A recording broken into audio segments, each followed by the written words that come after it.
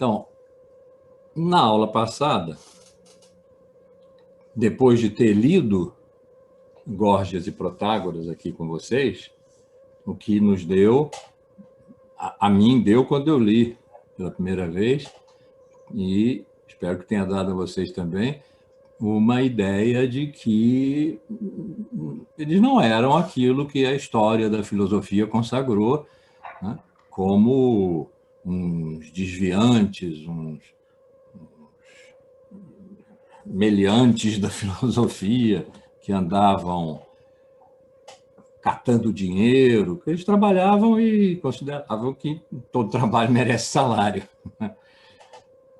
Havia o problema da sabedoria ser sagrada. Portanto, aí uma passagem, inclusive, da natureza sacralizada da atividade do pensamento, que podia estar contida na visão pré-socrática, da unidade de tudo com tudo, do que depois a gente chamaria de natureza e cultura, ou razão, né? Razão, logos e natureza, physis, a unidade de tudo com tudo, o tudo um, poderia ter um sentido, eu vou chamar de religioso, em falta de melhor, porque a religião grega era cívica, não era transcendente, né? Mas chamar de religioso, lembrando que Tales, um dos dois fragmentos hipotéticos de Tales que nós temos é todas as coisas estão cheias de deuses. E há aquele fragmento de Heráclito, de que eu gosto tanto, uma coisa, uma só coisa, ser, ele diz lá, a coisa sábia.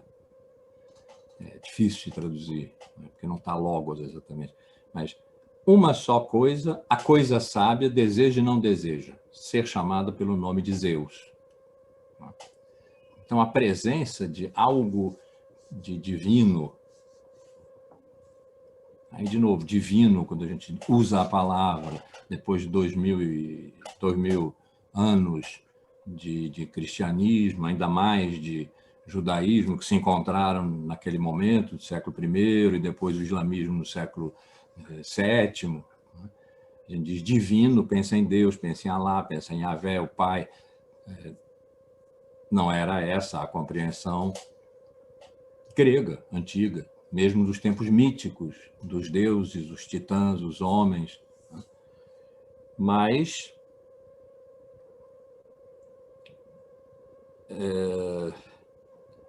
essas duas referências que eu trouxe para cá, muito rapidamente, mas tem uma terceira que está latejando aqui e não está querendo vir.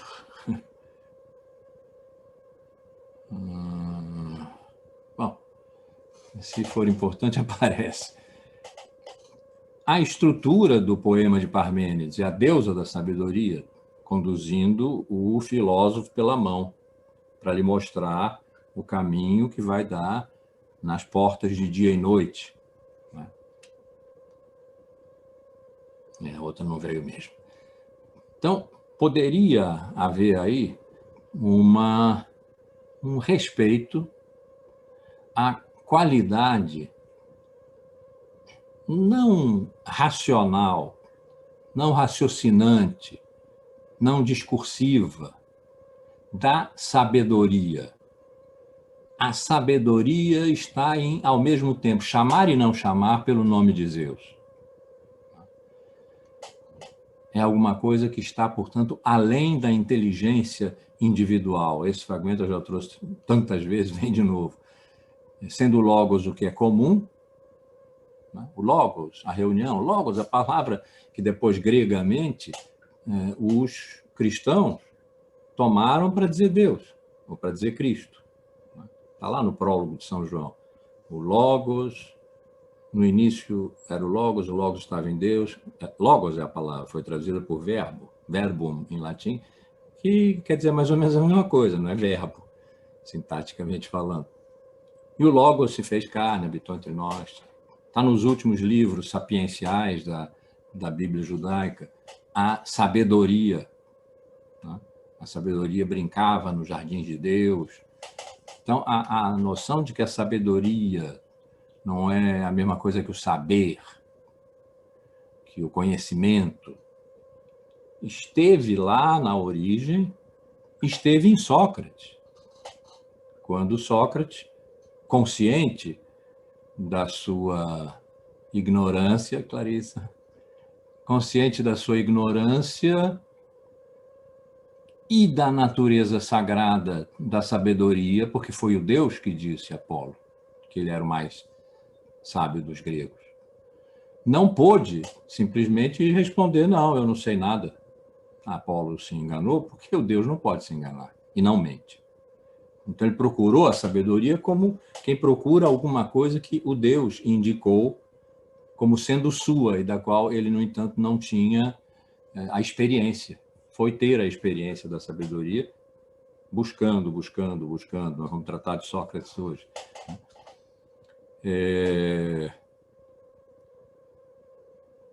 Então, nesse contexto, é até compreensível que quando os sofistas irromperam, estavam muitas coisas em causa ali. A democracia, por exemplo. A diferença entre o guerreiro que se adianta e fala, que era um modo antigo, até podemos dizer, um modo antigo da verdade, e o estar a multidão reunida na ágora e falar e decidir. Esse é o lugar em que os sofistas intervêm, é a democracia que está em jogo aí. Se quiser contar uma história social da filosofia, é essa que vai aparecer. Não é a única coisa. Eles tinham, e aí nós vimos nos fragmentos, uma relação com ser e não ser, extremamente pensada, né? Extremamente refletida, duramente pensada, até nós acompanhamos, sobretudo em Gorgias, a qualidade do raciocínio. E como a consequência disso foi a de que então, esse então, é claro, precisava de mais reflexão, mas nós não conhecemos o resto dos fragmentos. Então não há verdade, que a afirmação de Gorgias, que o mais provável é que nada seja, nem ser nem não ser são, mas que se for, se algo houver, não pode ser compreendido, não pode ser conhecido, não pode ser comunicado. Portanto, a linguagem, que agora é o logos, não é mais a reunião de tudo que é numa concentração que é apaziguadora do excesso, das multiplicidades, das explosões de physis, que é linguagem agora. A linguagem serve para dizer, mas não serve para conhecer. E dizer significa agora, se não é conhecer, convencer. Vimos tudo isso. Então, que os sofistas tenham sido depois, porque perderam, não vou dizer perderam no tapetão, mas perderam em desvantagem de condições, porque os grandes sofistas foram desaparecendo, são contemporâneos de Sócrates, que não escreveu nada, de modo que nós não conhecemos os argumentos dele, conhecemos por Platão. E quando Platão escreveu a Vitória de Sócrates, não havia mais os grandes sofistas. Então, a história que nós conhecemos é que Platão começou a contar. E aí os sofistas não estavam mais presentes, realmente. E depois deixaram de estar presentes com Aristóteles, logo em seguida, que, como condenou todos os pré-socráticos, condenou os sofistas também, e, sobretudo, condenou os sofistas, porque eles pensavam mal. Eles faziam sofismas, não faziam bons silogismos, boas organizações do universal e do particular, de modo a darem um resultado, uma conclusão que junta universal e particular, porque era disso que se tratava. Para ele, Aristóteles, como para Platão antes, não para os sofistas, nem para os pré-socráticos. Então, bem, nós lemos aqui o que tínhamos de textos, Claro, eu fiz uma seleção no que tínhamos de textos e acho que saímos dali, espero que vocês também, com uma melhor impressão dos sofistas. Quer dizer, não só eles não eram uns enganadores públicos, embora conduzissem seus discursos, mas em paralelo, vimos em Protágoras, eu não sei, portanto eu digo um discurso sim, um discurso não. Quem decide? É pelas palmas, né? Porque nós vamos convencionar entre nós. Qual dos dois discursos convenceu? É um convencionalismo que está de volta agora.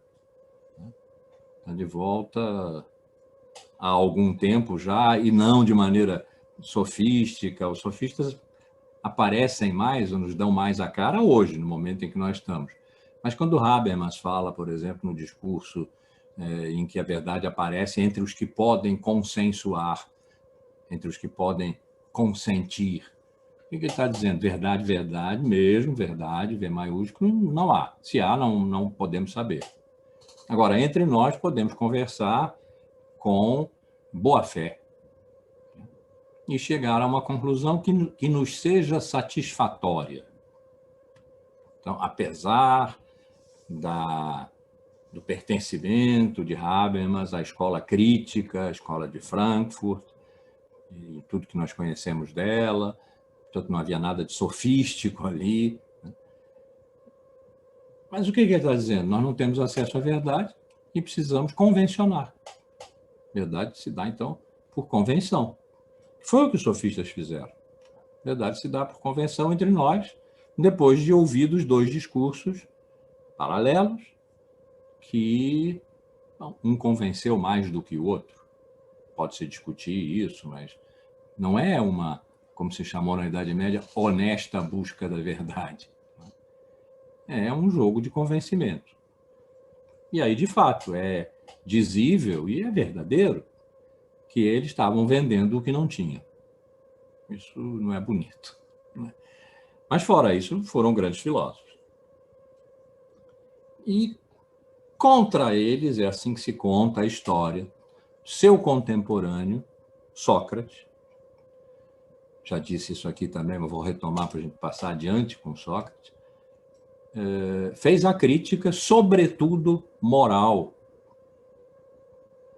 e política, da ação social na polis, quer dizer, política nesse sentido, né? Sobre o impacto dos sofistas na polis e o que havia nesse impacto de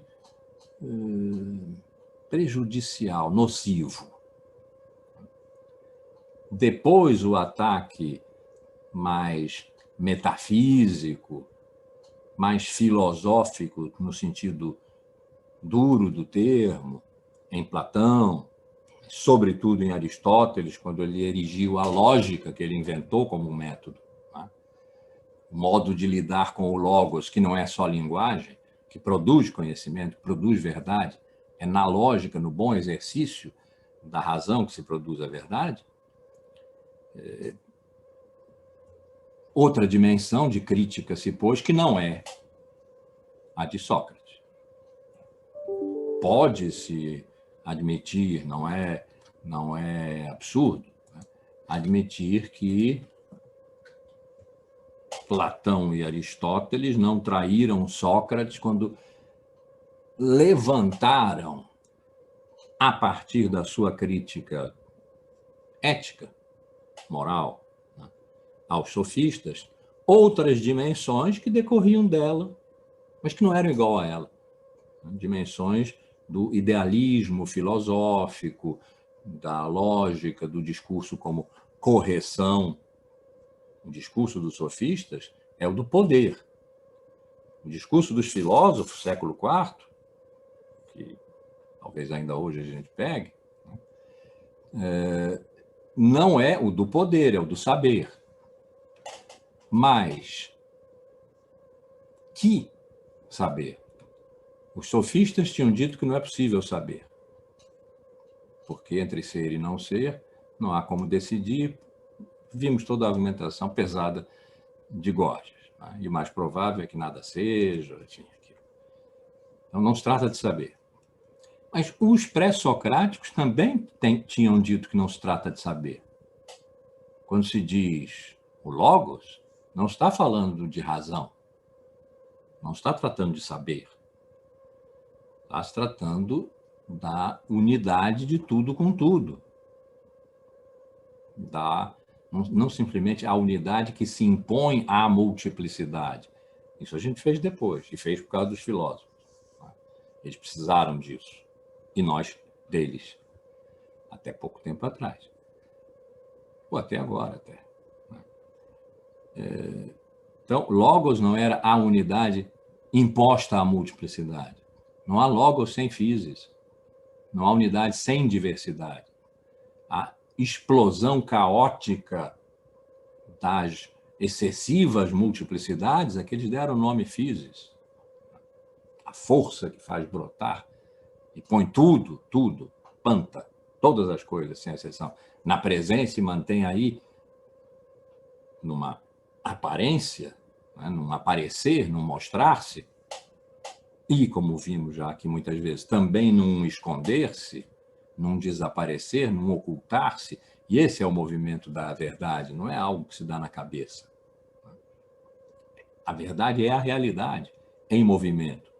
E o logos não é a imposição de uma unidade a essa multiplicidade, onde então a verdade se daria, na razão. Contra isso, Heráclito nos alertou, eu não vou citar de novo aquele fragmento, mas ele nos alertou contra isso. Vão alguns homens, sendo o logos o que é comum, vou dizer porque não acabei, não me dei conta de que não acabei aqui. Sendo o logos o que é comum, vão, no entanto, alguns homens supondo possuírem uma inteligência particular. Até tem uma tradução, vai a massa, supondo possuir uma inteligência particular, quer dizer, o comum dos homens. Agora me lembrei de qual era a história que faltava, não é um fragmento, por isso que eu me perdi, não era um fragmento, era uma história que se conta de Heráclito. Que, bom, o povo, os efésios, o povo de Éfeso, sabia que tinha ali, entre eles, um efésio especial, que era um filósofo, era um sábio. A palavra filosofia não era usada na época. Pitágoras usou, mas num sentido, estava mais para geometria, a harmonia celeste, né, por aí. E foram visitar. Era um cidadão ilustre. Chegaram lá, estava frio, ele estava à beira do fogo, com um cobertor, digamos, estava agasalhado à beira do fogo. Eles acharam aquilo muito banal, isso eles também faziam em casa, tá? E foram se retirando um pouco decepcionados com aquilo. Isso é um filósofo, né? Decepcionados. E ele percebeu essa decepção e disse: fiquem, aqui também se dão os deuses. Essa é uma história que se conta. Mas ele tem um fragmento em que ele diz: a quem não espera, nunca ocorre o inesperado, que às vezes é traduzido. A quem não espera, nunca ocorre o extraordinário, quer dizer, aquilo que está fora da ordem. E que bate com aqui também se dão os deuses. Nesse banal aqui, ordinário, o extraordinário está presente. Aqui também se dão os deuses. Então, essa natureza, que, de novo, insisto, eu não vou chamar de religiosa, mas que, ô Gilberto, mas que dá hipótese, né, a sabedoria uma qualidade divina. Isso foi violado pelos sofistas. Protágoras é, em geral, considerado um ateu, irrelevante para o pensamento dele. Mas é de se supor que isso estava também presente na crítica que Sócrates fez e que Platão herdou. Nós vamos ver Platão, mas ele estabeleceu o que Aristóteles, seu discípulo, aluno, concorrente, porque ele ficou lá tempo suficiente para ter sido tudo isso, Aristóteles. Aristóteles disse que Platão defendia a ideia de que havia um mundo supra, meta, esse mundo. Um mundo das ideias ou das formas, como ele chamava, vamos ver por quê. Portanto, uma separação de mundos. E que esse mundo aqui das ideias, vamos ver em que sentido, era divino, no sentido de que ele estava próximo da procissão celeste dos deuses, que são os astros. Isso foi o próprio Platão que disse num dos diálogos dele, no Fedro. Não aparece nos diálogos de Platão essa separação em dois mundos. O tal mundo das ideias de que se fala não está nos diálogos, mas deve ter aparecido em aula, porque Aristóteles diz isso com certeza. Então, tinha aí também uma natureza divina, né, da sabedoria que se expressava nesse, eu vou chamar entre aspas por enquanto, mundo das ideias. E Aristóteles, paro aí porque o resto da história acho que não vai ser contada aqui. E Aristóteles, que escreveu um conjunto de livros, alguns são dele, outros parece que são de escola, da escola, outros têm a aparência de serem notas de aula, bem desenvolvidas, mas notas de aula, e que depois de encontradas, enterradas na adega do neto de um aluno de Aristóteles, porque Aristóteles foi preceptor de Alexandre o Grande da Macedônia. Quando Alexandre morreu, houve a perseguição aos partidários dele, Aristóteles entre eles, e ele se mandou, saiu, fugiu de Atenas, e os seus discípulos ficaram com os textos, esconderam por ali, estou falando do século IV, eles só foram encontrados no século I a.C., quando os exércitos romanos invadiram a Grécia, tomaram Atenas e absorveram a cultura grega, né? Sempre se diz, foi uma vitória militar, mas uma derrota cultural.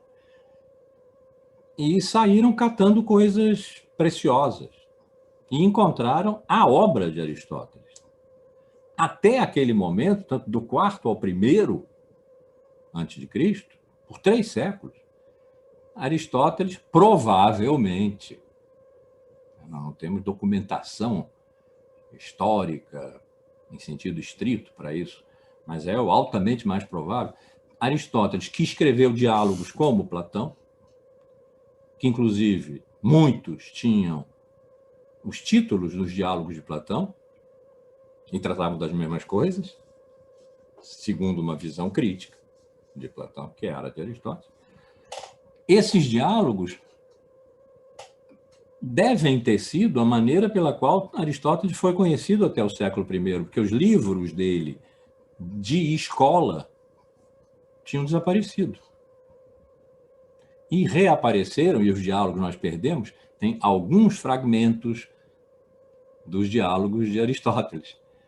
Mas os livros foram recuperados no século I, entregues a um cidadão, entregues em Roma a um cidadão de Rhodes, por isso chamado Andrônico de Rhodes, que é alguém de quem provavelmente nós não teríamos a mais remota notícia se ele não tivesse feito a primeira edição da obra de Aristóteles. Foi ele que organizou, que botou em ordem os livros que Aristóteles chamava de analíticas, onde estão as refutações sofísticas, né? O livro contra os sofistas, ele chamou de lógica.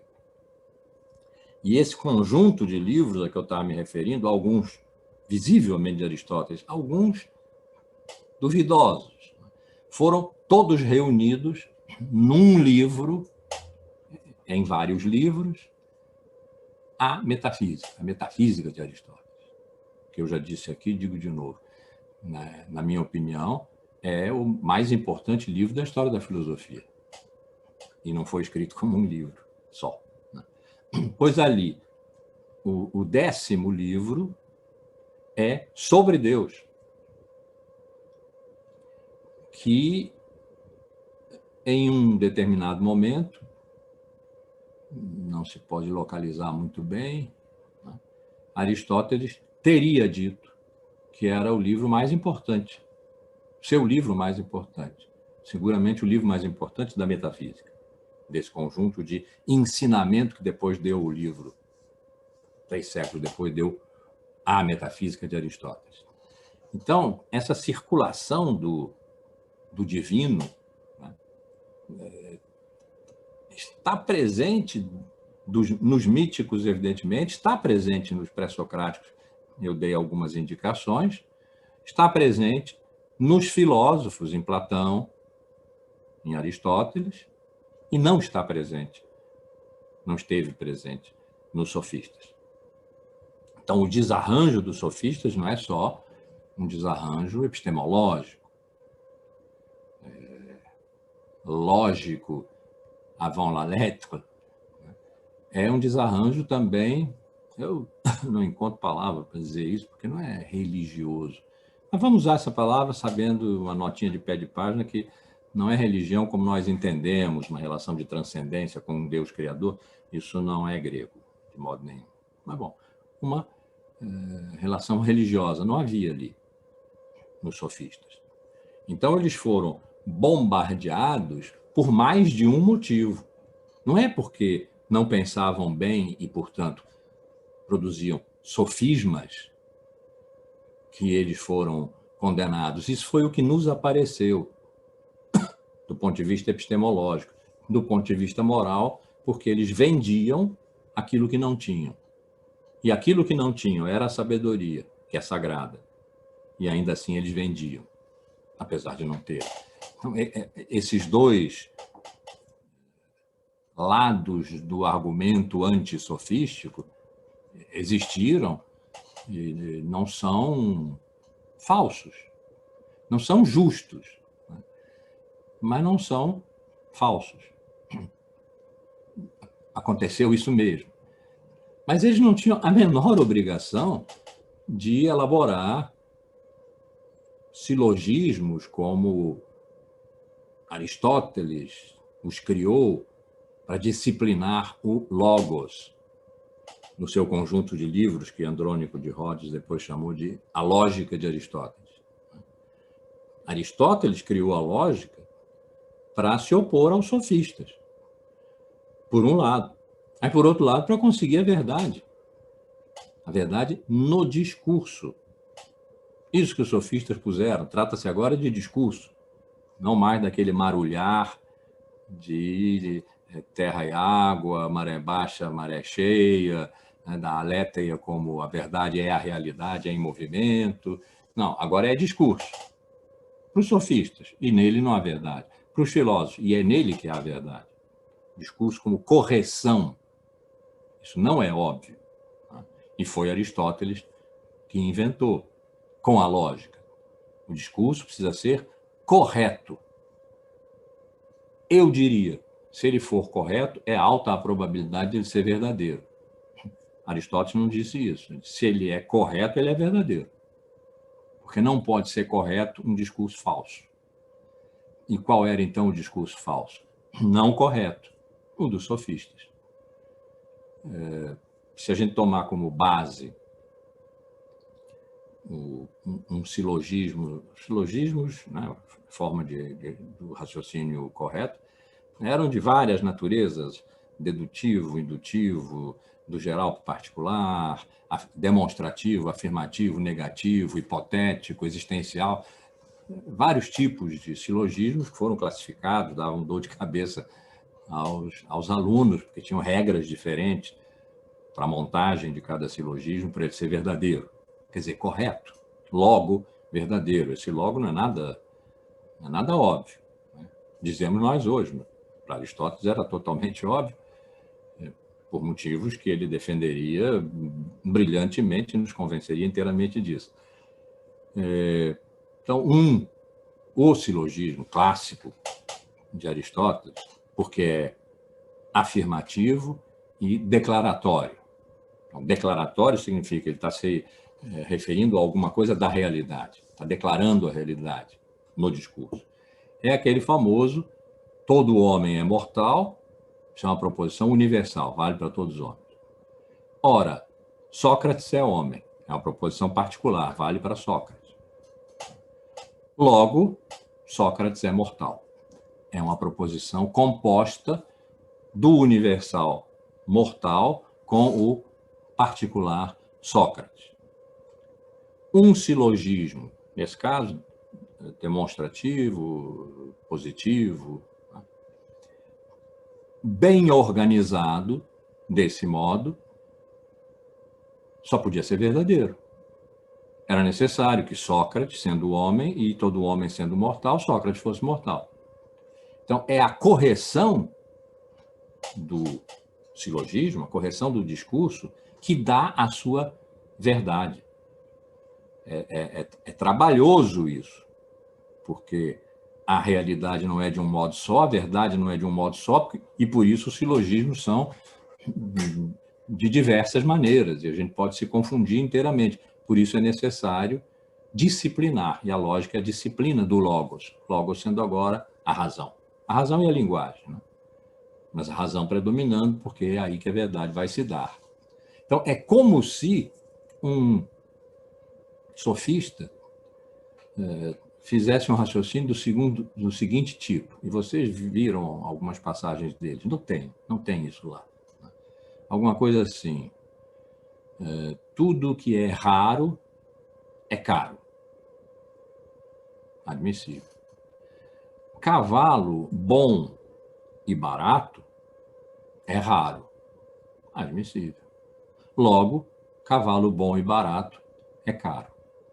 Inadmissível, porque barato não pode ser caro. Está tudo certinho. A conclusão também está certinha, mas não é verdadeira. Por quê? Por causa das regras do silogismo, porque ela não é correta. As regras do silogismo, na premissa maior, todo homem é mortal, né? Um termo tem que aparecer em primeiro lugar e o outro em segundo. O particular em primeiro lugar e o geral em segundo. Na premissa menor, o que apareceu em primeiro lugar na premissa maior tem que aparecer no fim da premissa menor. Ora, Sócrates é homem. Homem, mortal, Sócrates, homem. E, na conclusão, tem que aparecer o que começou a premissa menor com o que terminou a premissa maior. Logo, Sócrates é mortal. Se não for essa organização, o raciocínio está incorreto. E, sendo incorreto, está falso. É falso. Não produz a verdade.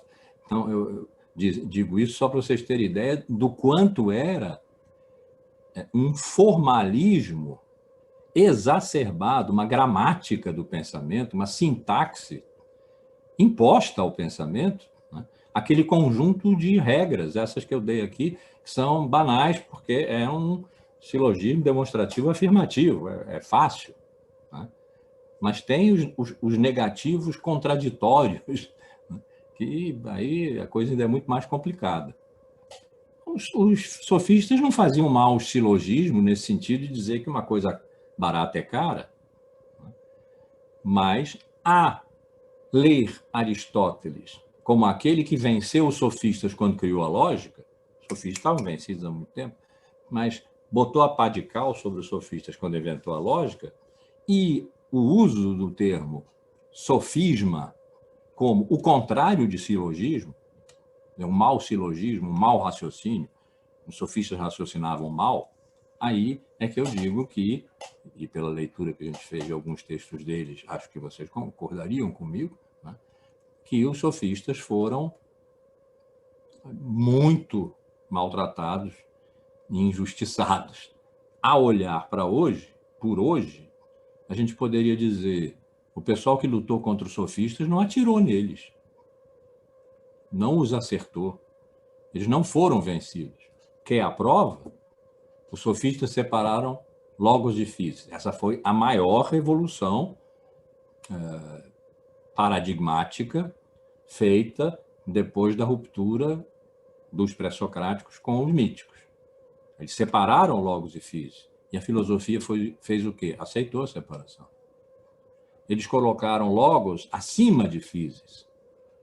E os filósofos aceitaram essa hierarquia, a tal teoria das ideias, ou o mundo das ideias de Platão, é uma aceitação dessa hierarquia.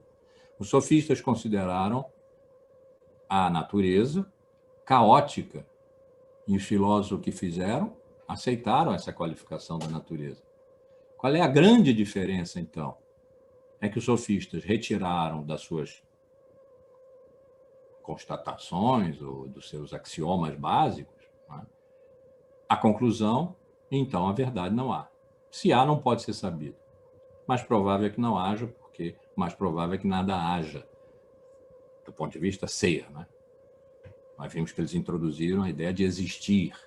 As coisas existem, mas do ponto de vista ser, que é o dos pré-socráticos, não se pode dizer. Ser, não ser, não é dizível. Portanto, a verdade que está nessa ordem, deveria estar nessa ordem, não há. Foi aí que os filósofos lutaram e venceram. Que filósofos? Aí é que eu disse aqui no comecinho da aula, eu tenho dois caminhos para essa aula, escolhi um e seja o que Deus quiser, espero que seja o bom. Que filósofos, que vitória, que relação com os sofistas. Estamos falando, evidentemente, de Platão e Aristóteles, os fundadores formais da filosofia, criadores de escolas e de doutrinas, cujos conteúdos foram, em boa parte, depois cada um fez sua coisa, voltados contra os sofistas para demonstrar que eles produziram um desarranjo na filosofia e deviam ser excluídos, postos em ostracismo, expulsos da cidade. Sócrates autorizaria essa direção. Mas a questão, ou a hipótese, que os estudos socráticos mais ou menos já vinham formulando, porque Sócrates passou a ser, mais ou menos recentemente, século XX, um filósofo a ser estudado, embora ele não tenha deixado nada escrito. Mas Foucault, sobretudo, nos seus 3 últimos cursos, no Collège de France, que eu valorizo tanto, já falei tanto deles aqui, né, nos deu a indicação de que houve 2 Sócrates. Um que tomou o mandamento délfico, que estava inscrito no templo de Delfos, e não só, em outros também. Quando os gregos via Alexandre foram o mais longe para o Oriente, que foi o Afeganistão, tem uma pedra lá que assinala o último limite do avanço grego, da helenização, cada vez mais frágil, claro, quanto mais longe da sede, né, do centro de energia, mais frágil, mas está lá uma pedra em que esse mandamento, que não é invenção, portanto, teórica de Sócrates, é um modo de se curvar à sacralidade da sabedoria, Sócrates repetia sempre que é: conhece-te a ti mesmo, aquele famoso gnotis auton, conhece-te a ti mesmo, que nós conhecemos como o mandamento socrático.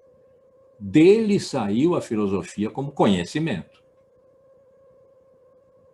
Via Platão e Aristóteles, a filosofia que nós conhecemos como a grande filosofia, até agorinha mesmo. Talvez a gente possa dizer que a primeira grande lambada que a filosofia como conhecimento, sistema de conhecimento, levou foi com Nietzsche, no final do século XIX. Mas o século XX não foi um receptador, né, bom. Recebeu Nietzsche, mas não no grande estilo em que Nietzsche merecia ser recebido, E houve filosofia no século XX, epistemologias, teorias sobre como a ciência diz a verdade. Pelo menos isso.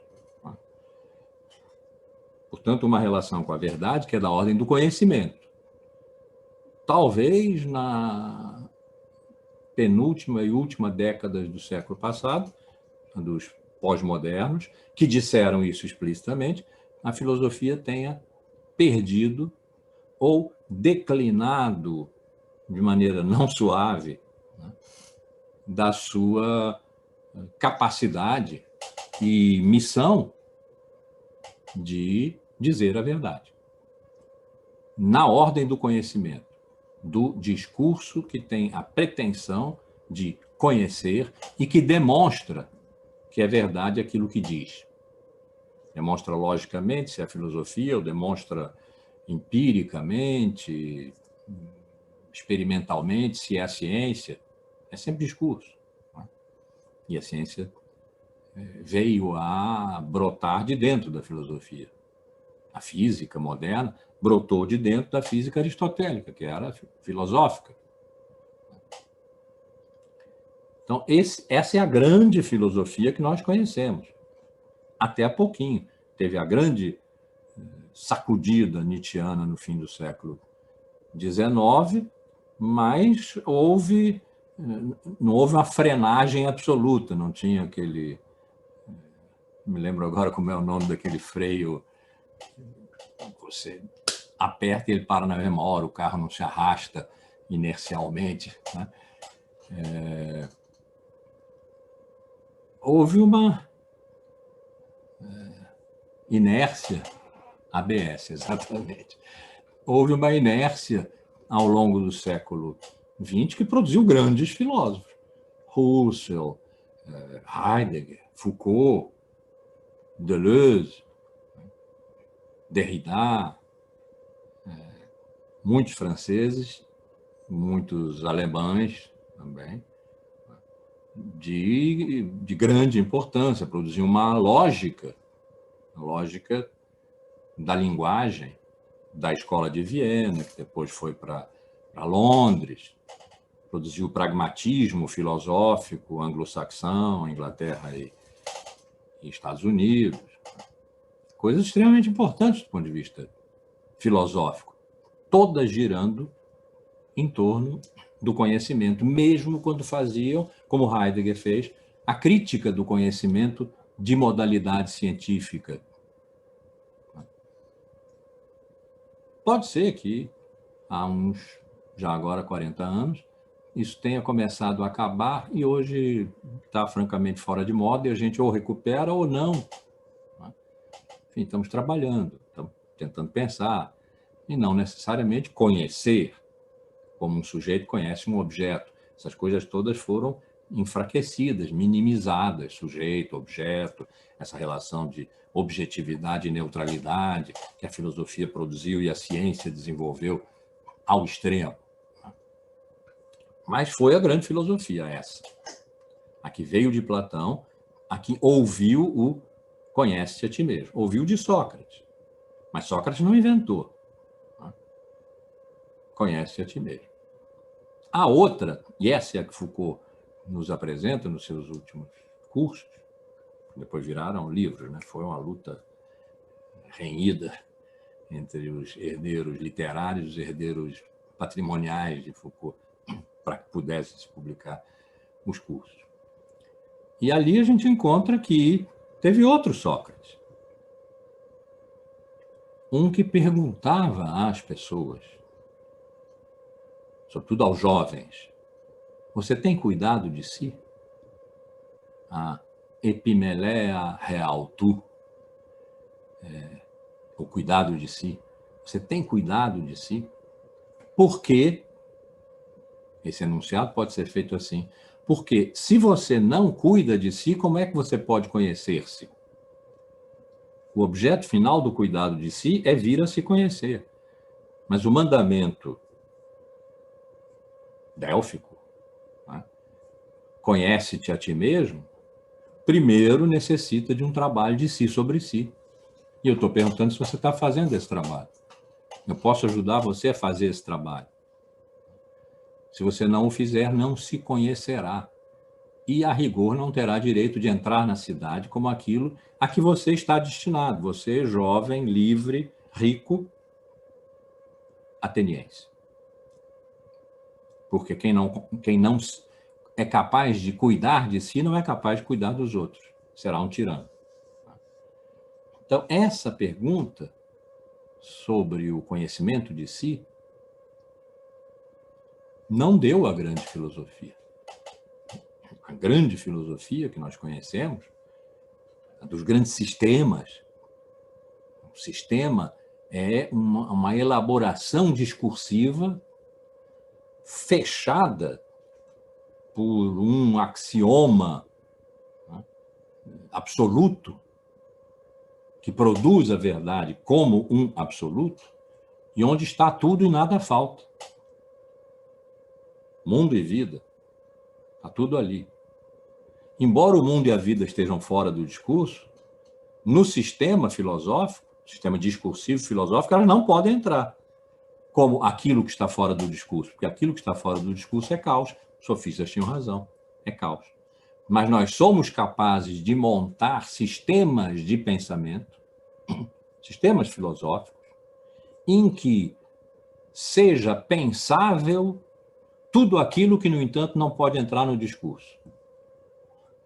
Foi aí que eu, há pouco, quando me referi à lógica, disse que não é óbvio, foi na época, né? Nós estamos contando história, temos essa vantagem. Não é óbvio que um discurso, por ser correto, seja verdadeiro.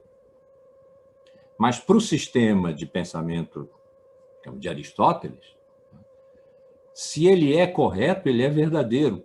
Por quê? Porque a verdade é da ordem do logos.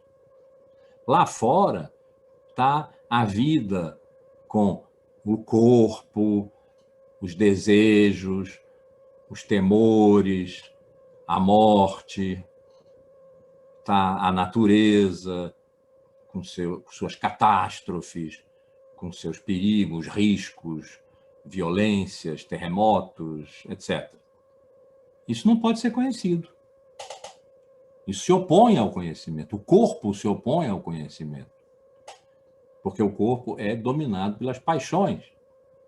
E o conhecimento tem que ser sereno. Aí está a sua proveniência divina também, na serenidade.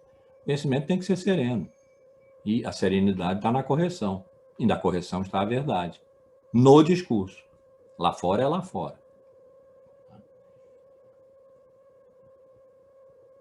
Quem recolheu o trabalho filosófico de pensar e praticar, não é óbvio, de pensar e praticar o cuidado de si, foram as chamadas escolas menores, o estoicismo, o epicurismo, o ceticismo, o cinismo, que algumas delas se consideravam verdadeiramente socráticas, os céticos e os cínicos, por exemplo. Não Platão e Aristóteles. Platão e Aristóteles, na visão dos céticos, eram traidores da filosofia. Eles não fizeram aquilo que Sócrates mandou fazer. Conceba-se ignorante e procure o que você não tem, não como quem perdeu alguma coisa e a encontrará, portanto já a teve, mas perdeu, ou como quem tem direito a tê-la e apenas ainda não a alcançou. Não, você não tem direito à verdade. Você não a teve e perdeu. Você deve buscar insaciavelmente. Não pode um dia beber da água boa, de uma boa teoria da verdade, que é disso que se trata, e ficar ali, armar sua tenda junto a esse regato, porque é a água boa, é a água da verdade. Você vai estar traindo a filosofia se fizer isso. E foi isso que os céticos disseram de Platão e de Aristóteles. Eles pararam. Eles um dia se encontraram bem, ficaram satisfeitos consigo mesmos. Armaram sua tenda, que foram as escolas. A academia, o liceu. Para que servem as escolas? Para ensinar o que se sabe a quem não sabe. E o que se sabe é o quê? A verdade que se encontrou, que não se tinha e que se veio a ter. Está errado, disseram os céticos. E praticaram os cínicos. Para quem faz análise aqui, deve se lembrar do termo passagem ao ato, né? É quando a análise é ruim, e o sujeito diz, não, porque eu quero me matar e tal, o analista trabalha mal a transferência disso e o camarada se atira pela janela. É a passagem ao ato. O que ele estava dizendo era o que ele queria mesmo, né? Passagem ao ato. Os cínicos são mais ou menos os céticos passados ao ato. E o fundador da escola cínica, Antístenes, era contemporâneo de Sócrates. Mais moço, foi aluno de Sócrates, como Platão.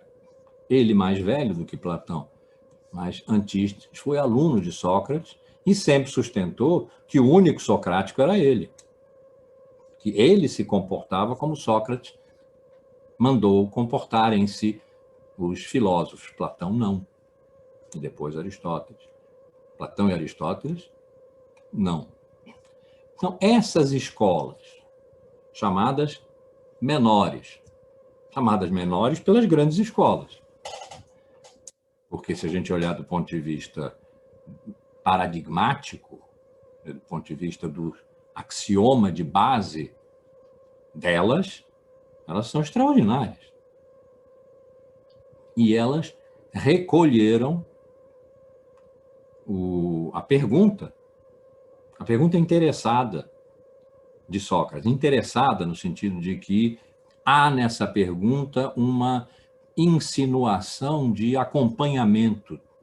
Você está cuidando de si porque eu posso ajudar você nisso. Não era uma pergunta sem intenção. Era uma pergunta amorosa, essa. Você tem cuidado de si? Uma pergunta quase paterna. Né? Você tem cuidado Eu de si? acho que é materna, professor. Materna, está certíssimo. Está certíssimo. Tem toda a razão. Paterna é a lei, né? Paterno foi Platão. Perfeito. Obrigado, Cleide.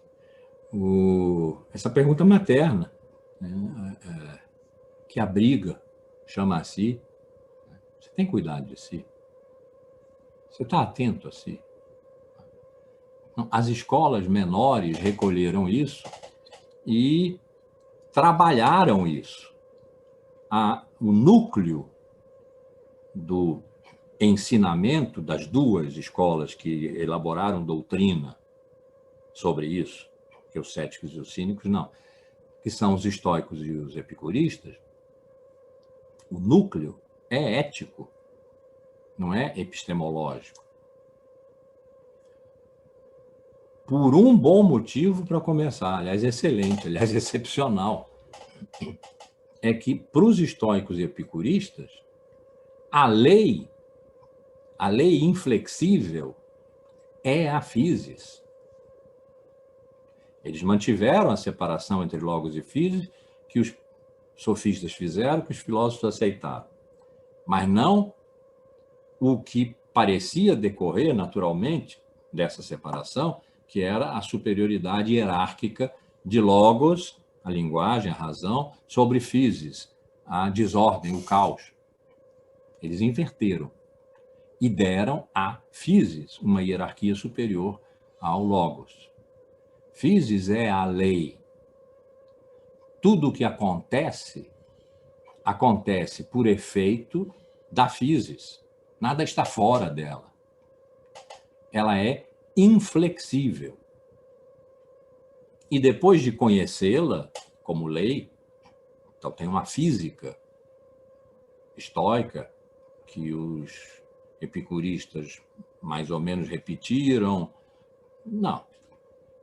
Que os epicuristas tomaram e acrescentaram coisas que eles foram recolher lá nos pré-socráticos, a ideia de que a natureza é toda átomos e vazio. Conjuntos de átomos e vazio. Inclusive os nossos corpos, todos os corpos, e os deuses. São matéria muito sutil, né? Átomos e vazio, muito sutil, por isso nós não vemos. Tudo é átomos e vazio. Isso eram os epicuristas. Os estoicos, que também falaram dos corpos e de como os corpos declinam uns em relação aos outros, se encontram, o que eles chamavam clinamen, declinação, né? Se encontram e aí formam a matéria. E essa matéria tem leis. Ela não é caótica. Ela é casual, porque todas as forças são paralelas. Não há relação de causa e efeito. São paralelas. Mas elas têm suas rotas, mas ao acaso uma declina na direção da outra, elas se encontram e esse encontro é que produz os corpos, aqueles que nós vemos. São uma produção da natureza que nós podemos agora conhecer naturalmente, porque a natureza é a lei, L maiúsculo, e tem leis. E aí o estoicismo foi por um lado, botou Deus em cena, Deus é a alma do mundo, admitiu uma providência no sentido de que as coisas não são justamente caóticas, não são ao acaso, há uma providencialidade, né, que os epicuristas de modo nenhum aceitavam. Epicuro era militantemente ateu. Ele disse, não, tudo são átomos e vazios, sobre a existência dos deuses não posso dizer nada, porque eles são incognoscíveis, são matéria excessivamente sutil para poder ser conhecida.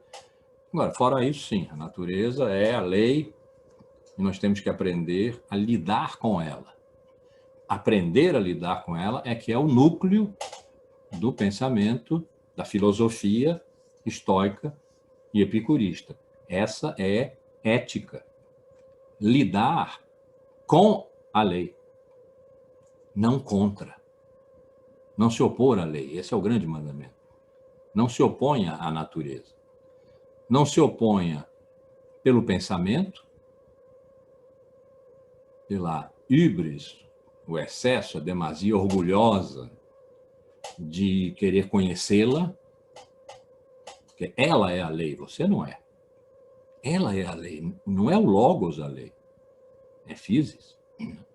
Então, não tenha a ousadia, que é uma arrogância, você vai se dar mal, de pretender conhecê-la. É uma pretensão, no pior sentido da palavra. É uma pretensão. E a isso eles chamavam agnosia. Não conhecer. Gnose é o conhecimento, né? Não conhecer. Praticar é uma prática. Praticar a agnosia. Também nada dizer que se impõe à natureza como se fosse o resultado do seu conhecimento, a sua verdade. As proposições, o rigoroso correto de Aristóteles, por exemplo, da lógica, os ditos, os enunciados, que eram o núcleo do pensamento filosófico que vai pelo conhecimento, que retira do conhece-te a ti mesmo, que se trata na filosofia de conhecer, não faça isso. Ela vai quebrar você. Não diga. Não diga. Afasia.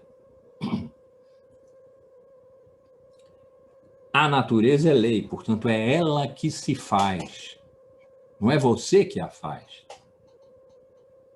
Você não tem potência para transformá-la, porque ela não é inerte e moldável pelas suas mãos.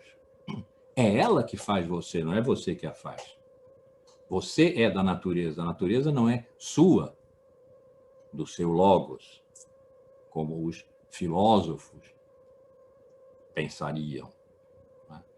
Então, nada faça apraxia. E não tema. Não tenha medo. Porque a natureza sendo lei, tudo acontecerá segundo a lei. Você não tem nada a fazer em relação a isso. Então, não tema a lei, porque ela não é contra você. Ela é apenas o que ela é. Então, ataraxia, nada sentir.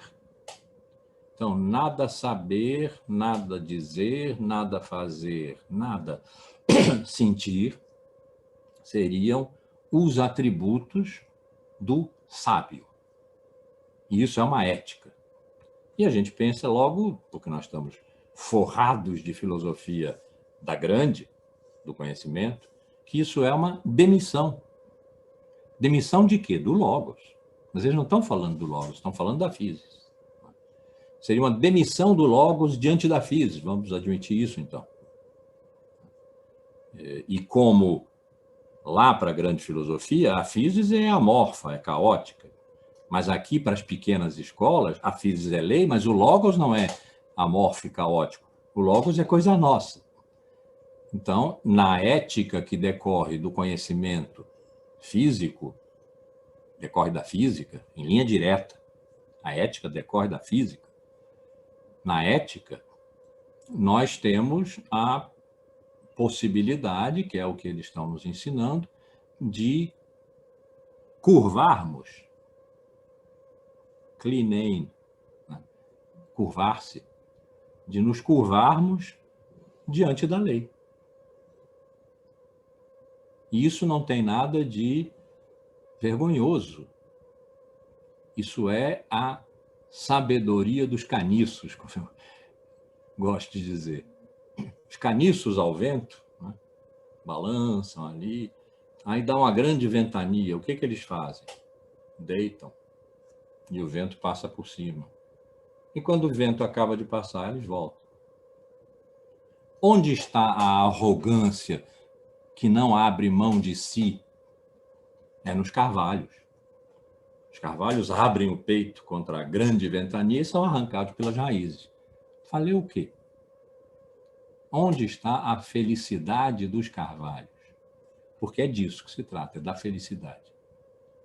As escolas menores, estoicas, epicuristas, não procuravam a verdade, porque verdade, assim tinha sido construído pelas grandes escolas, verdade é aquilo que o discurso diz sobre. A verdade é sobre, ela é referencial. E o que é que o logos, que seria o lugar da verdade, pode dizer sobre a physis, quando a physis é a lei?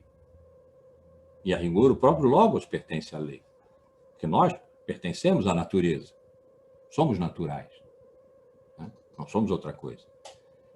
Então, o que é que os estoicos e epicuristas procuravam, que não era a verdade no sentido epistemológico do termo, no sentido das teorias, dos sistemas, sobre tudo isso, dos sistemas. Eles não fizeram sistema.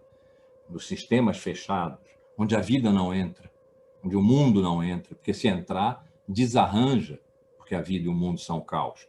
E ali é tudo logos, agarradinho uma coisa a outra, dedutível uma coisa da outra. O que eles procuravam que não era isso? A felicidade. A possibilidade da felicidade, porque a gente pode não alcançar, mas deve se pôr no caminho de procurar. Isso é socrático. O caminho da sabedoria, a qual sabedoria, ao qual caminho a filosofia serve, como uma coadjuvante, quase como uma bengala, né? O caminho em que cada um se põe, o seu caminho de sabedoria, quer chegar à felicidade. E cada escola vai definir felicidade como ausência de dor, de sofrimento, é o caso dos estoicos, como prazer, que é o caso dos epicuristas, motivo pelo qual a gente pensa nos epicuristas sempre como pessoas gordas que comem muito, que se dão a todos os prazeres da vida, da mesa, da cama, e não. O fundador do epicurismo, Epicuro, dizia: eu preciso de muito pouca coisa para ser feliz. O prazer consiste em um pouco de comida, um pouco de água. Não precisar de muita coisa, não. Mas definia a felicidade não como ausência de sofrimento, mas como prazer, positivamente. Os estoicos como ausência de sofrimento, que não é óbvia e precisa ser conquistada. Conquista-se pelo trabalho de si sobre si. Aquilo que Sócrates tinha perguntado: você está cuidando de si? Sócrates, a mãe da filosofia.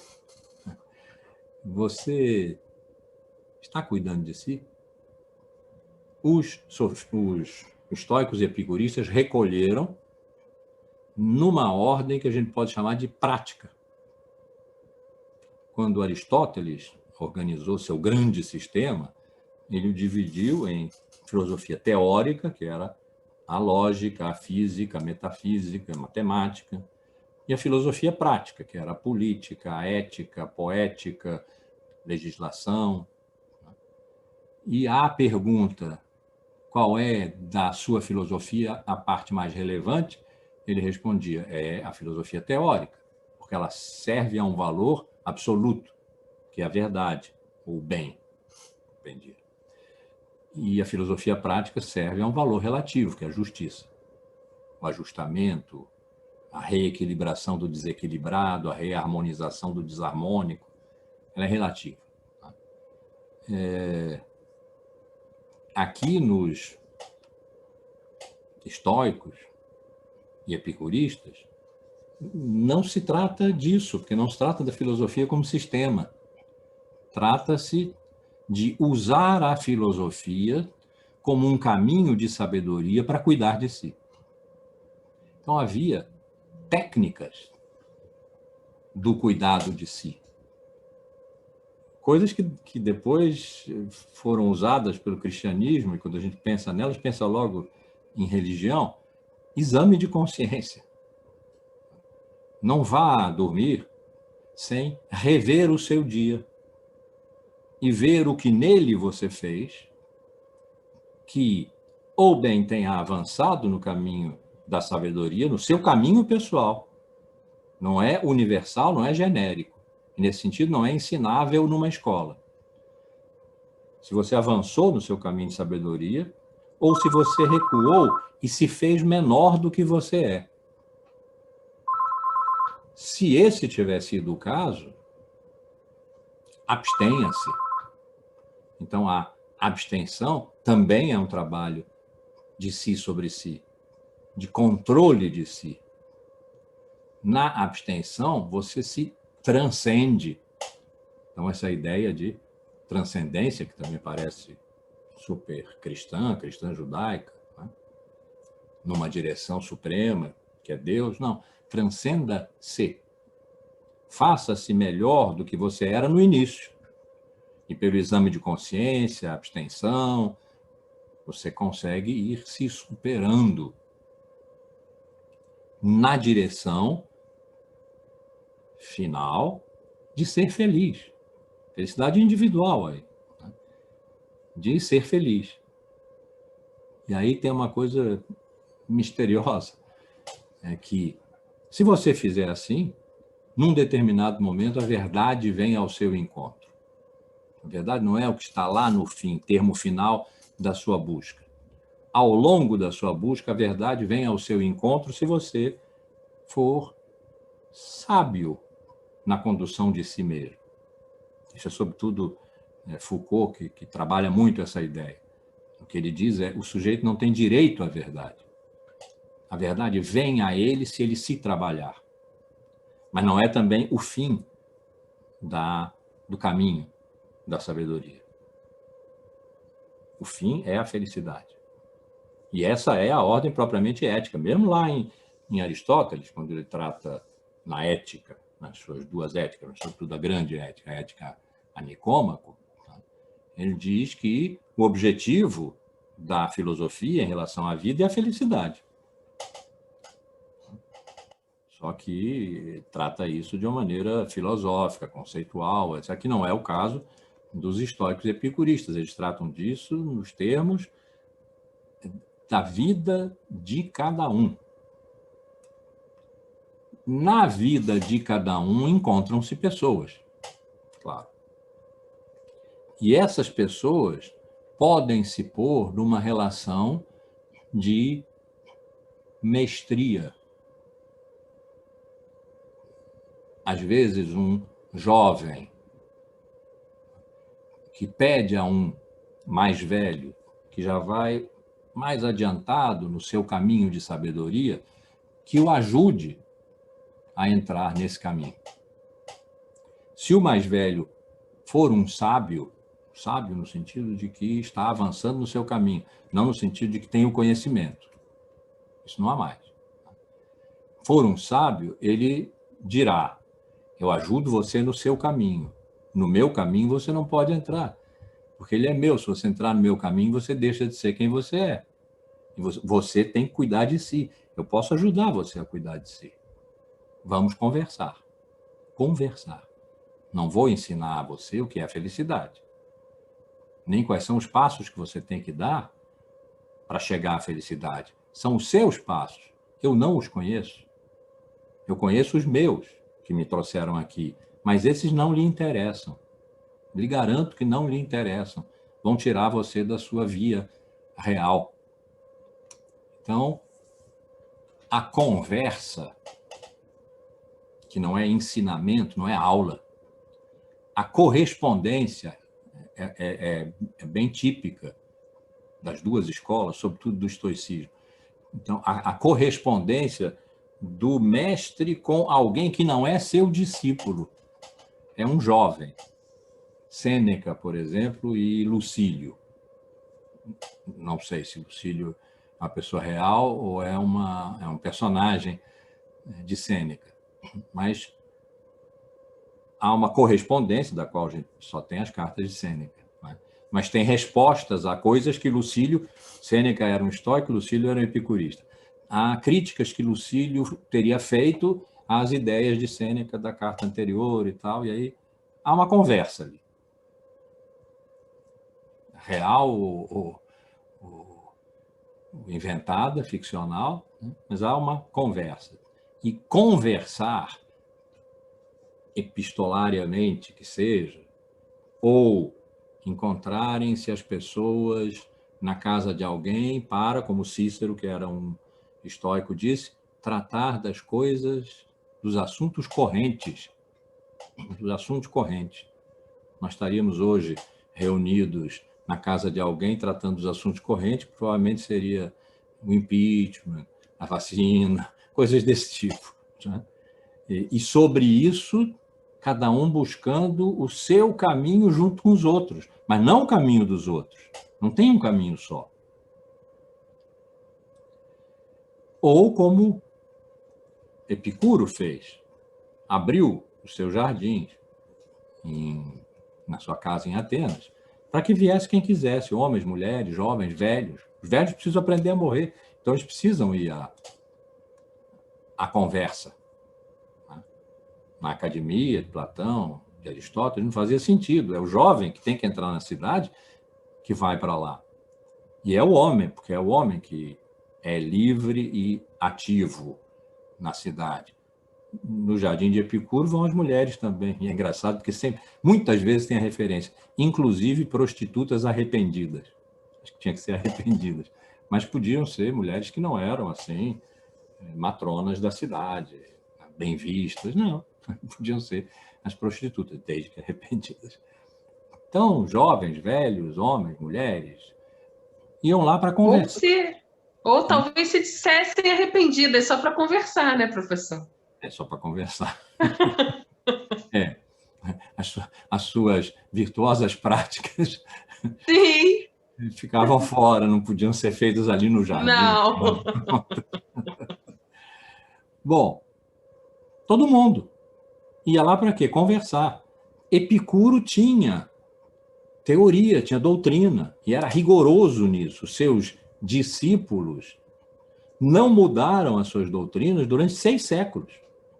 São as mesmas de Epicuro, no século IV para III, antes de Cristo, a Lucrécio, já na época cristã, e de onde nós temos o grande Epicuro, porque as coisas de Epicuro ficaram muito fragmentárias, mas de Lucrécio, no Renascimento, descobriu-se, e foi uma festa desmedida em Florença, descobriu-se o grande livro dele sobre as coisas da natureza.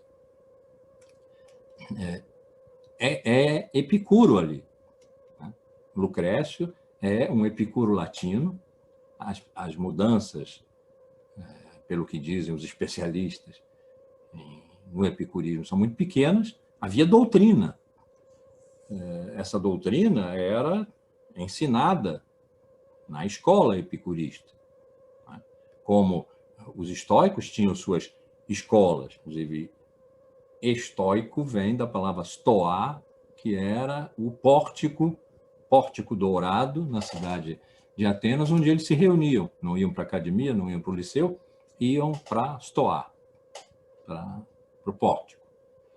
E ali discutiam coisas de uma ordem teórica, mas que não era para se impor às pessoas como um ensinamento. As pessoas que vinham para conversar, não vinham para ser convertidas por um discurso a uma verdade. Vinham para aprender a serem felizes, seja por evitarem a dor, seja por encontrarem o prazer. E isso era, como eu disse, uma ética.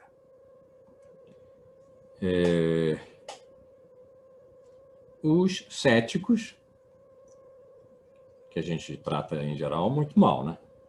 O que a gente diz de um cético? Cético é aquele que diz: nada pode ser sabido com certeza.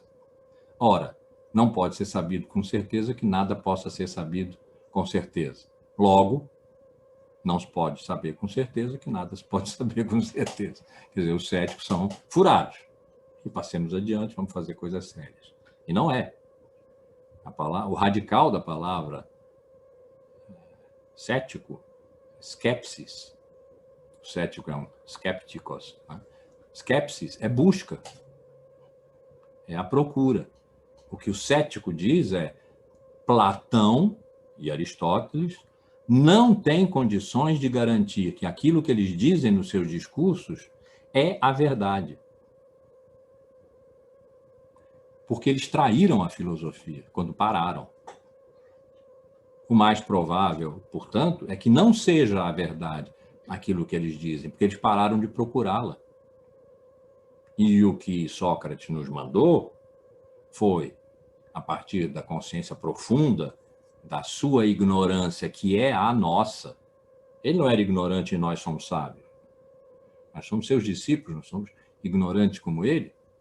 Ele procurou a vida inteira e morreu disso. Não é? Nós, não é que queiramos morrer disso também, mas temos que partir do princípio de que somos e continuaremos ignorantes, aumentando cada vez mais as dimensões do nosso caminho de busca, não nos satisfazendo com a ignorância, mas também nunca nos locupletando com uma resposta, um fim de caminho. Aqui acabou, salta, que agora eu fico. Aqui eu vou construir minha árvore, vou fazer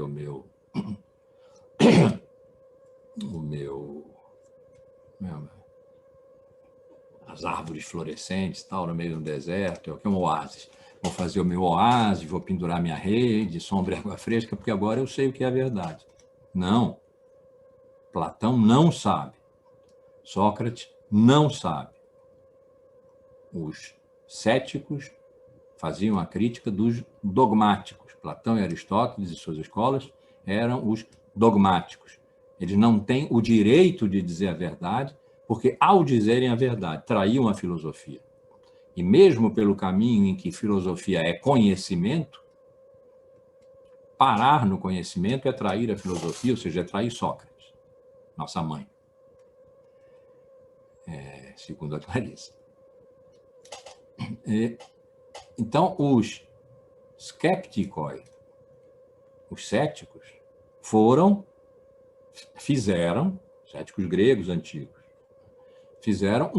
deram um grande serviço à filosofia. Eles foram derrubados pelo dogmatismo. O que veio pouco depois foi o dogmatismo cristão, com seus dogmas. E eles foram derrubados pelo dogmatismo. Ser cético passou a ser alguma coisa perigosa, porque ameaça o dogma, e aí o dogma já não é mais alguma coisa do conhecimento, simplesmente é alguma coisa de Deus. Quem voltou a ser cético foram os renascentistas, alguns, e sobretudo depois Descartes, mas aí por método, não por atitude ética radical, se pôs a duvidar de tudo para encontrar uma certeza. Ele queria uma certeza. O penso, logo existo, o eu sou, eu existo porque penso, penso, logo existo, é uma certeza indubitável, porque antes dela tudo mais foi duvidado, inclusive Deus. Se encontra uma certeza, ela é absoluta. Ela não tem lado por que se pegue para destruí-la, porque antes a dúvida foi hiperbólica, né? Foi universal. Então, ele não é verdadeiramente um cético. O grande trabalho da filosofia foi feito pelos céticos gregos, pelos céticos antigos. Eles deram excelentes pistas que nos servem. Ser cético hoje pode significar não vamos desistir do caminho da busca, nós temos é que desistir do caminho do dogma. Os sistemas filosóficos já deram. O último terá sido o de Hegel, no século XIX. Acorda, pessoal, nós demoramos muito tempo a nos dar conta de que precisamos voltar a procurar. Nietzsche fez. Mas ele era um grande destruidor, de modo que, quando talvez viesse a parte afirmativa, se é que viria, do pensamento dele, ele enlouqueceu. Isso é uma simplificação, mas enfim, me comove. Então, pronto, está dito. Falei e fugi. Acorda. Sejamos céticos. Bons céticos. E bons ao modo de 24, 23 séculos depois, estoicos e epicuristas. Porque eles souberam que a natureza é lei. Os filósofos não souberam. Os filósofos puseram a natureza para fora. O que nós estamos sofrendo hoje é não termos sabido suficientemente, pelo contrário, não temos sabido nada a rigor. Que nós somos da natureza, não é a natureza que é nossa. As técnicas que nós usamos desde a época moderna, 16, 17, a engenharia, né, para dobrar a natureza em nosso benefício, em benefício da humanidade, e assim foi dito, nos diz que a humanidade não é natural, a humanidade é cultural. E a cultura não pertence à natureza. Então, a natureza é que pertence à cultura. E é para isso que servem as ciências, as técnicas, a tecnologia, a eficácia, etc. Vamos acordar, ser céticos, pensar no que estoicos e epicuristas puderam nos dar e que depois desapareceu. A filosofia cristã absorveu algumas coisas da ética estoica, é verdade. Anatematizou o atomismo ateu dos epicuristas.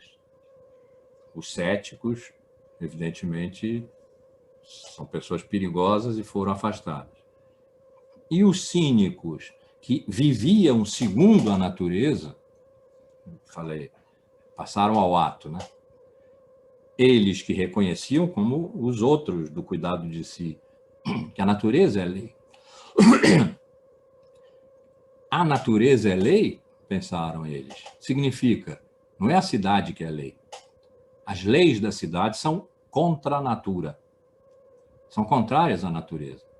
Então, se eu estou na cidade, eu me comporto como natureza, porque a cidade também é natureza, ela só não sabe disso e impõe aos cidadãos leis que não são naturais. Então, o que eu faço? Se eu estou com desejo sexual, faço sexo em público, ou me masturbo em público. É o exemplo que eles dão mais. Masturbação em público. E quando eu estou com sono, eu deito no chão e durmo, em qualquer lugar que seja, meio-fio. Não estou bêbado, caído no meio-fio. Foi aqui o lugar em que eu tive sono, aqui eu paro e fico. E se vierem cobrar de mim, eu vou dizer, mas vem cá, vocês quando têm fome não comem? Ah, mas nós comemos segundo a lei. Tem ordem aqui, tem regramento. E aí a gente pode se engajar numa discussão sobre lei e lei. Lei natural e lei convencional. Está num diálogo de Sócrates, de Platão, que é exatamente o Górgias, em que há um terceiro personagem, Cállicles, que é o único personagem do diálogo que não é verdadeiro, não é histórico, é um personagem inventado por Platão, e é o único que reage seriamente a Sócrates. E a discussão é exatamente essa. Vocês usam a lei da natureza, a lei da cidade, para fazer com que os homens fortes, pela natureza, sejam submetidos à lei da cidade, que é convencional. E aí Sócrates pergunta, mas o que é o homem forte? Aí é o mais sábio. O que é o sábio? Né? E ganha no final. Mas ganha significa, Cállicles lhe diz, ok, Sócrates, pode continuar falando aí, já percebi qual é a sua orientação. Eu estou fora do diálogo, não quero mais conversar. E aí Sócrates termina o diálogo fazendo longas digressões e tal. Cállicles seria um meio sofista, meio cético, meio cínico, ao entrar numa discussão com Sócrates para dizer a lei da natureza prevalece sobre a lei da cidade. A lei da cidade é convencional. A lei da natureza é natural e nós somos natureza. Isso ele não conclui. Né? Mas nós somos natureza. Isso é o que conclui um cínico. E aí, se o outro propusesse, não, vem cá, eu como segundo a lei. Eu vou para casa, eu me sento à mesa e não faço como você, que senta no chão aí, come qualquer coisa que lhe arranjam. Eles eram representados como pessoas de trajes muito humildes, modestos, com uma mochilinha nas costas para dizer que eles precisavam de muito pouca coisa e um bastão para dizer que eles estavam sempre a caminho. Essa é a figuração do cínico. Né? Não, eu vou para casa, eu como sentado à mesa, comida que foi preparada, etc. e tal. O cínico provavelmente daria a volta e iria embora, porque essa não é uma discussão de natureza, é uma discussão de convenção. E ele é o anticonvencional por natureza. Então, essas 4 escolas, os cínicos, evidentemente, não têm doutrina. Os céticos têm alguma. Os estoicos e epicuristas têm. Têm e ensinam. Mas não é doutrina de verdade. É que é preciso conhecer a natureza para aí sim poder ter a atitude ética, o trabalho de si sobre si, a construção de si adequada à natureza, que é a lei. Não se pode prescindir de conhecer a lei.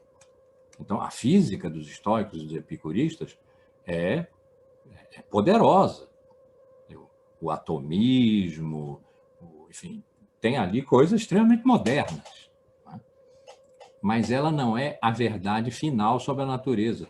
Ela é aquilo que é preciso saber para nós podermos nos comportar de tal modo que possamos, se andarmos bem por um caminho de sabedoria decorrente do trabalho de si sobre si, das técnicas de si, encontrar felicidade, porque é disso que se trata. Não é a verdade com V maiúsculo. A doutrina não encerra a atitude do estoico, do epicurista, mesmo do cético. Ela é seu ponto de partida. O resto é caminho.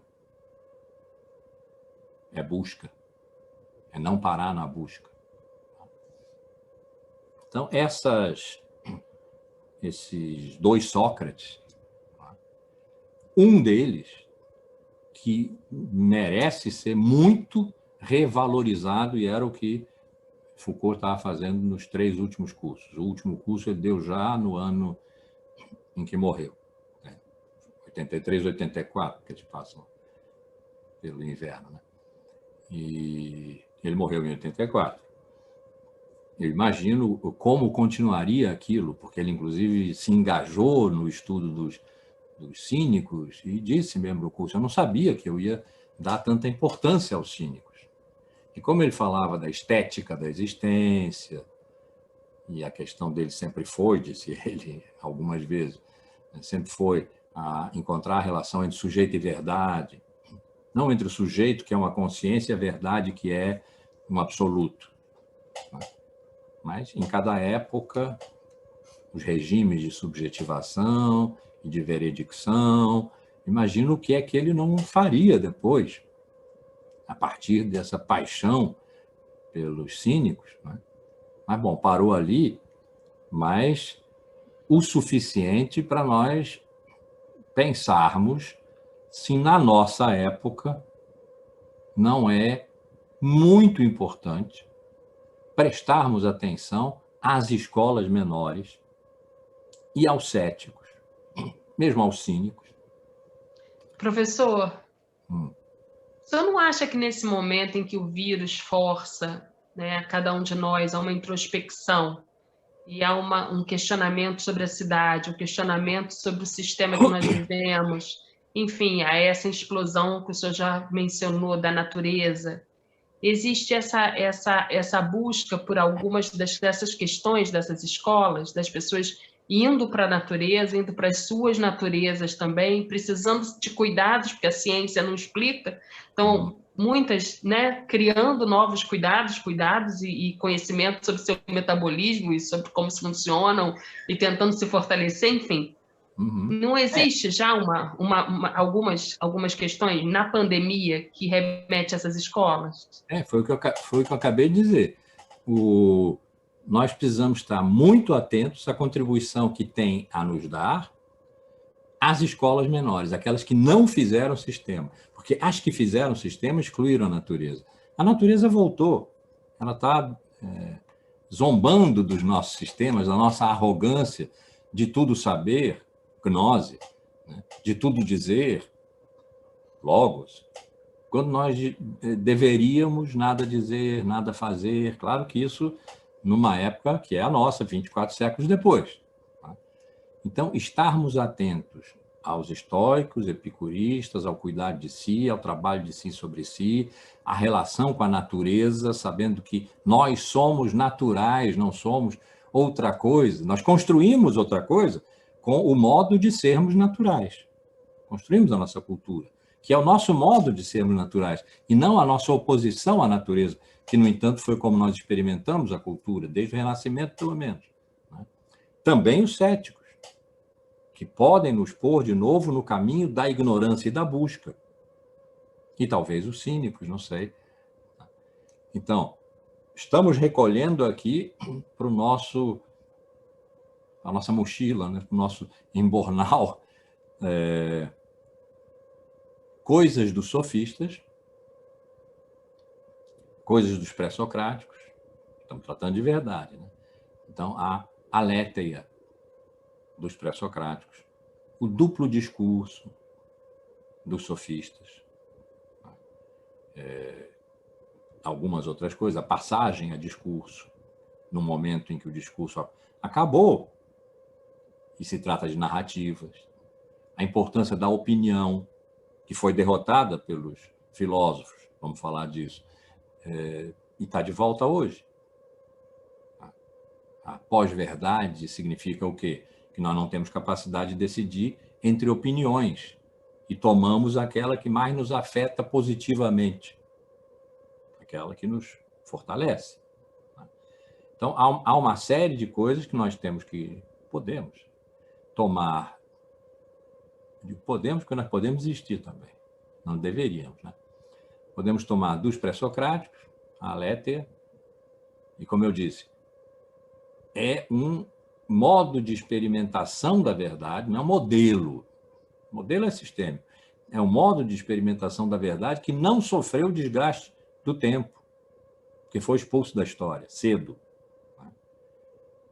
Tomar a relação dos sofistas com o discurso, a linguagem, a fala, oratória, retórica, etc., o duplo discurso, porque nós também não sabemos a verdade. Eles talvez tivessem certeza de que ela não existe. Nós passamos tanto tempo cultuando-a que temos relutância, alguns de nós, temos relutância em admitir que, porque quebrou um certo padrão de verdade, que há 2 aulas, acho que vou estar tocando nisso, porque quebrou um certo padrão de verdade, significa não há mais verdade. Isso pode não ser verdade. Então, que os estoicos, epicuristas, céticos, quem sabe, cínicos, nos venham em nosso socorro, nesse momento em que nós poderíamos estar diante de um dilema, que é: a verdade foi sempre conquistada pelos grandes sistemas de enunciação da verdade. Ora, esses sistemas acabaram, logo a verdade acabou. Que é basicamente o que se diz. Não com essa referência a sistemas, que é um problema meu, um assunto meu. Mas é o que se diz. Pós-verdade significa isso. Ou, o que acabou foram modos de experimentação da verdade que foram pelo primeiro caminho, primeiro na enunciação de hoje, primeiro caminho de experimentação do que Sócrates teria dito, o caminho do conhecimento, e que fizeram o sistema para deixar fora o que é da natureza e da vida, ou seja, do acaso, do caos. Isso acabou, é verdade. Não significa que a verdade tenha acabado. Se nós pudermos trazer em nosso auxílio a aletheia pré-socrática, a discursividade virtuosa dos sofistas, o cuidado de si, com todas as suas consequências, das escolas menores, a convicção de que não se pode parar na busca da verdade. Se a gente quiser parar, quebra mesmo. Mas se a gente quiser não parar, que foi o que os céticos nos ensinaram, a verdade não terá acabado, porque a verdade é igual à busca da verdade. De vez em quando nós temos que formular um modo dessa busca para fazer coisas, para obter resultados, mas é só isso. E depois deveríamos seguir adiante, não ficar redundantemente cultuando aquele modo da verdade e o transformando em uma coisa cada vez mais brilhantemente elaborada, mas também cada vez mais rarefeita como o ar. Não se respira no topo dos grandes sistemas, nos altos cumes dos grandes sistemas. A atmosfera fica pesada. Então, temos coisas para nos alegrarmos, para continuar a buscar a verdade. Ou podemos também dizer, olha, o fim da verdade, como foi anunciado, é até um aspecto positivo do nosso tempo e vamos fazer outra coisa. É quase uma escolha. Mas, porque nós estamos sob um paradigma pandêmico, que é diretamente existencial e não mental, o que provavelmente nos aproxima mais da experiência dos estoicos epicuristas, de que a natureza é que manda, e isso constitui, deveria constituir, novos regimes de subjetivação, novas relações com a morte, por exemplo. O que dizia um estoico? Não tema a morte, porque quando você estiver morto, não será mais você. Enquanto você está vivo, a morte não está presente.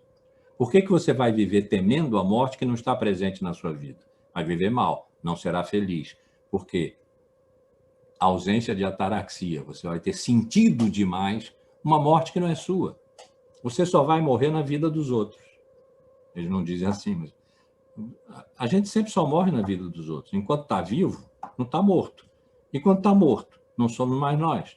Mas os outros apreciam a nossa morte, a veem, choram dela, se desesperam com ela. Mas isso são os outros, na vida deles. Então, nós vamos ter que encontrar novos modos de lidar com a morte, com o medo, com o tempo, por causa do paradigma pandêmico, existencial e natural. Nós temos que voltar a compreender o que em algum momento já soubemos, no Ocidente, e que culturas e povos não ocidentais sabem até hoje. É que nós somos radicalmente naturais. A cultura que nós construímos para nós, e que é o motivo de nosso orgulho, legitimamente, né? Motivo de nosso orgulho, é parte de sermos naturais. Não é tão diferente assim do que as formigas fazem com seus formigueiros, ou as abelhas com seus abelheiros, não, como é que chama? Suas colmeias. Né? É outra coisa, mas é elaboração. É uma criação que nós fizemos e que, lamentavelmente, na maior parte das vezes, teve que excluir a natureza e nos excluir de sermos naturais. Agora, não está dando mais. Então, o a pensar que nós temos está dentro dessa nova conjuntura, e a ela podem nos servir os pré-socráticos, os sofistas, estoicos e epicuristas, as escolas menores, mais do que na próxima aula, então, a gente vai ver, mais do que as escolas grandes, que elaboraram sistemas e que tiveram, da verdade, a compreensão do discurso como correção. Portanto, o correto é verdadeiro. No século XX, Heidegger desmontou isso, mas olha o tempo que demorou, 24 séculos. O correto não é que não seja uma parte da verdade, mas é a parte mais superficial e que oculta o profundo da verdade, disse Heidegger. Mas para Aristóteles, e muito tempo depois, se uma ideia é correta, ela não pode não ser verdadeira. Se tem uma ideia, é necessário que haja uma coisa que corresponde a essa ideia. Porque uma ideia é um sentido. Uma ideia não pode não ter sentido ou não é uma ideia.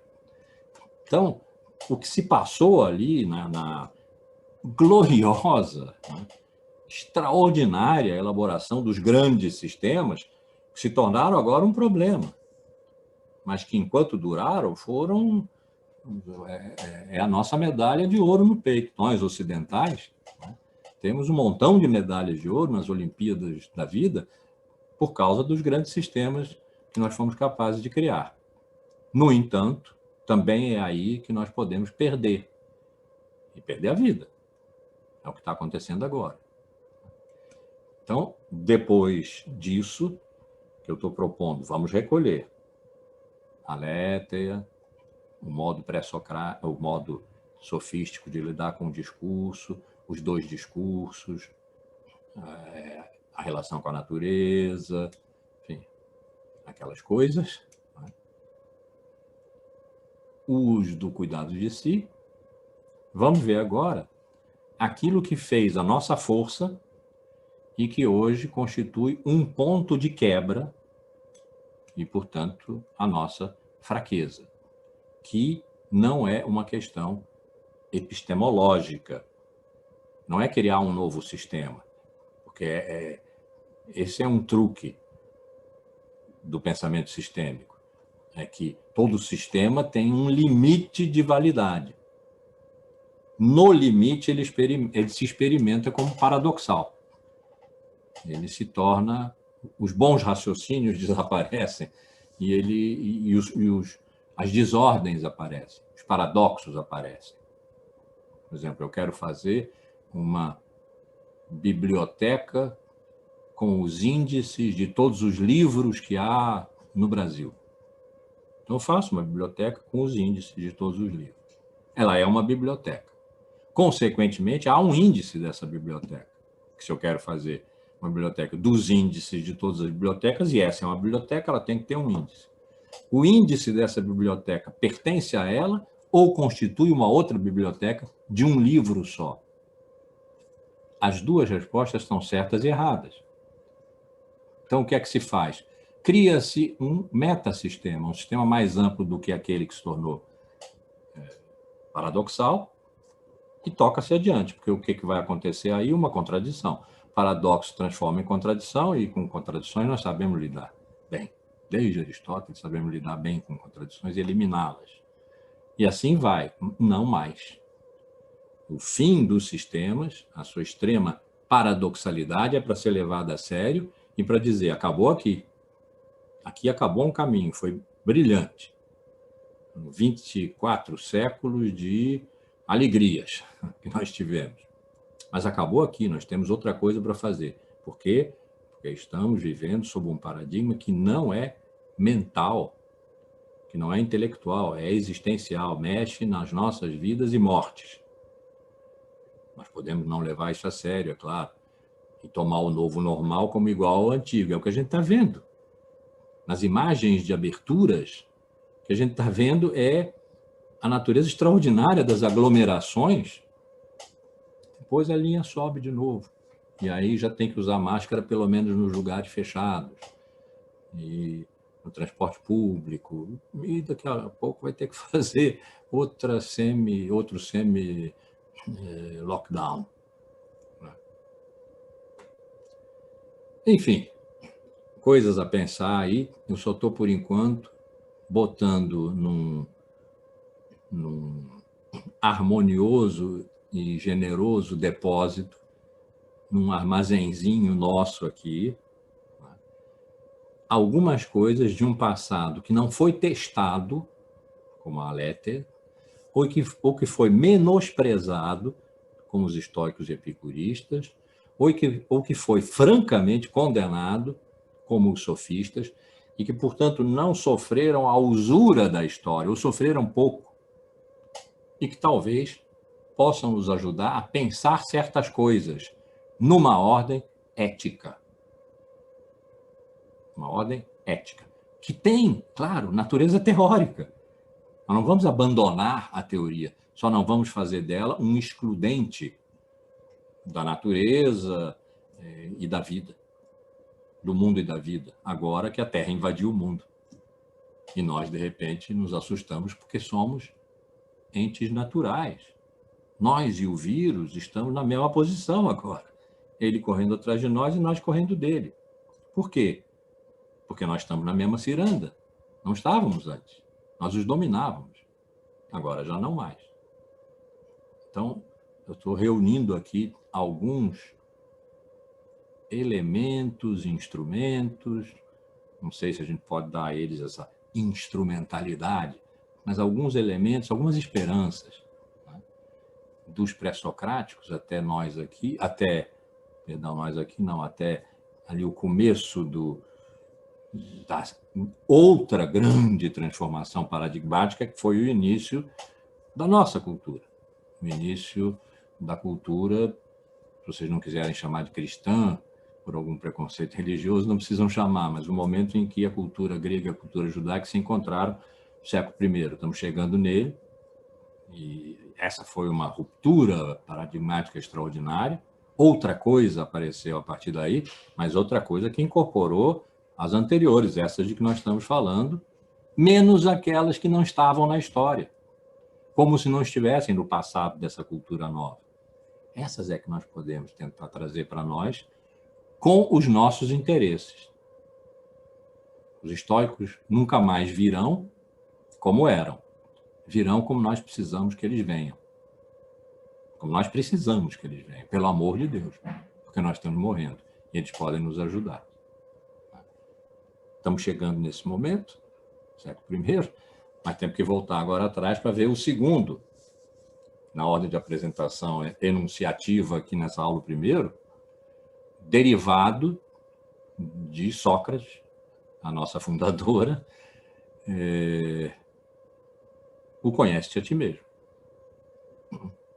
Nós vimos você tem cuidado de si? Você tem esse cuidado? Vamos ver agora o conhece-te a ti mesmo. Porque ele produziu coisas que não são negligenciáveis. Primeiro, são brilhantes, maravilhosos. Eu não vou contar essa história toda. Vocês podem ler, me darão um grande prazer. Os Assassinos do Sol, que é uma história do século VI a.C. ao século XXI, depois que me exauriu, mas que eu acabei. Não vou contar essa história toda, mas tem algumas coisas em que é preciso tocar. Uma é o discurso. O que os filósofos fizeram com o discurso. Quem implantou não foram eles, foram os sofistas. O que os filósofos fizeram com o discurso e a relação do discurso com a verdade. E depois, na Idade Média, como se experimentou essa relação num modo que foi até não vou dizer, foi uma equivocada interpretação do que ali se disse, que é a de que a verdade seria adequação entre as coisas e o intelecto. Então, discurso e verdade, adequação entre coisas e intelecto, que não são a mesma coisa. São dois modelos, aí modelos mesmo, dois modelos de verdade que quebraram. Esses foram os que quebraram. Quando os pós-modernos falaram do fim da verdade, eles podiam não saber porque não estavam ligando para isso, não tinham interesse nisso, na história da filosofia, imagino, muito pouca gente tem interesse. Mas eles estavam se referindo a isso, a relação entre discurso e verdade e a relação entre realidade e intelecto, onde a verdade está. Isso é a Idade Média. Acho que numa aula, sempre me proponho isso, não faço depois. Numa aula a gente dá conta disso, na próxima, talvez, e aí vamos chegar à parresia. Parresia teve nesses momentos todos. Parresia é aquele modo de verdade sobre o qual Foucault trabalha muito. Leiam Foucault, leiam os 3 últimos cursos dele. A hermenêutica do sujeito, o governo de si e dos outros, a coragem da verdade. A parresia é um modo da verdade que arrisca o seu enunciador.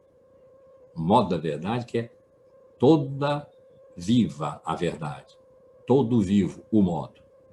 Não é o enunciado que vale aí. Não é que o enunciado não vale, mas não é ele que rege, é a enunciação. E a enunciação põe em risco o enunciador.